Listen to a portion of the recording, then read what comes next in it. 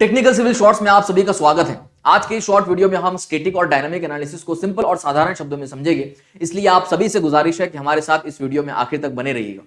Static और dynamic analysis को समझने से पहले आइए जान लेते हैं कि स्टैटिक लोड और डायनामिक लोड का क्या मतलब होता है। अगर मैं स्टैटिक लोड की बात करूं तो ये ऐसे लोड होते हैं जो टाइम के साथ साथ चेंज नहीं होते, और अगर होते भी हैं तो बहुत स्लो और बहुत कम होते हैं। इनको हम स्टैटिक लोड कहते हैं। अगर इसका एग्जांपल देखा जाए तो स्ट्रक्चर का जो सेल्फ वेट होता है या फिर जो डेड लोड होते हैं उसको हम स्टैटिक लोड कहते हैं। वहीं पर अगर डायनेमिक लोड्स की बात की जाए तो ये वो लोड होते हैं जो टाइम के साथ साथ बहुत ज्यादा चेंज होते रहते हैं और इनके अंदर जो चेंजेस होता है वो बहुत अच्छा खासा होता है, ज्यादा होता है, तो इनको हम डायनेमिक लोड कहते हैं। अगर इसका एग्जांपल देखा जाए तो अर्थक्वेक लोड हो गया, विंड लोड हो गया, ये जो सारे लोड्स होते हैं इसको हम डायनेमिक लोड कहते हैं, जिनका नेचर जो होता है वो चेंज होता रहता है, जिनकी फ्रीक्वेंसी इंटेंसिटी वो चेंज होती रहती है। तो उम्मीद है आपको स्टैटिक लोड और डायनेमिक लोड का अंतर समझ में आ गया होगा।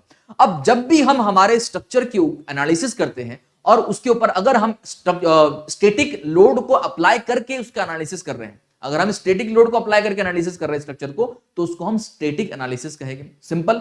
वहीं पर अगर हम स्ट्रक्चर के ऊपर डायनेमिक लोड को अप्लाई करके, डायनेमिक लोड को कंसीडर करके एनालिसिस कर रहे हैं, तो उसको हम डायनेमिक एनालिसिस कहते हैं। तो ये था बहुत ही बेसिक अंतर दोनों के बीच का कि स्टैटिक एनालिसिस का मतलब क्या होता है और डायनेमिक एनालिसिस का मतलब क्या होता है। जब भी हम हमारे, क्योंकि इंडिया में डिफरेंट डिफरेंट सिस्मिक जोन्स होते हैं, तो इन जोन्स को मद्देनजर रखते हुए हमारे लिए डायनेमिक एनालिसिस को वहां पर परफॉर्म करना स्ट्रक्चर पे बहुत जरूरी हो जाता है। इसलिए बाय डिफॉल्ट हमें यह करना चाहिए कि हमारे स्ट्रक्चर के ऊपर स्टैटिक और डायनेमिक एनालिसिस दोनों ही परफॉर्म किए जाए, जिससे हमें हमारे स्ट्रक्चर के जो सेफ्टी मेजर्स होते हैं, जो पैरामीटर्स होते हैं, वो भी समझ आते हैं, वो भी पता चलते हैं, साथ साथ में स्ट्रक्चर की डिजाइन भी इकोनॉमिकल बेस पर होती है। तो ये हमारे लिए जरूरी होता है कि हम दोनों ही एनालिसिस को हमारे स्ट्रक्चर के ऊपर परफॉर्म करें। अब इन जो एनालिसिस होते हैं इनको परफॉर्म करने के अपने अलग अलग मेथड्स होते हैं, जैसे कि पुश ओवर मेथड हो गया, टाइम हिस्ट्री मेथड हो गया, रिस्पांस स्पेक्ट्रम मेथड हो गया, अपने अपने अलग अलग मेथड्स होते हैं। और ये जो सारे एनालिसिस होते हैं, पहले तो क्योंकि कैलकुलेशंस वगैरह हम मैन्युअली करते थे, क्योंकि सॉफ्टवेयर कंप्यूटर्स वगैरह नहीं थे इतने एडवांस, लेकिन अब जो कि ईटैब, स्टैट प्रो वगैरह इतने एडवांस सॉफ्टवेयर आ चुके हैं